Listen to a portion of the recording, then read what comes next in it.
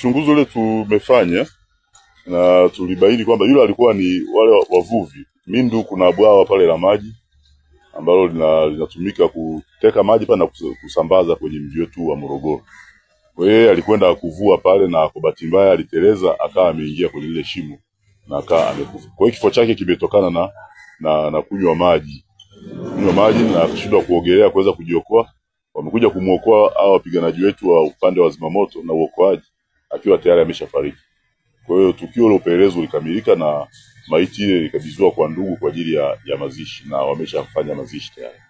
Hivi karibuni kumekuwa na baadhi ya watu wakiendelea kufanya shughuli za kibinadamu kwenye vyanzo vya maji sehemu ndani kama vile uvuvi na mambo mengine. Hivi karibuni tumeona kule Mindu kuna mvuvi alifariki kwenye bwawa akiwa anavua samaki. Neno lako ni lipi sasa labda kwa jamii na watu wanaishi kwenye mazingira ya mazingira vyanzo vya maji hasa kama vile Mindu?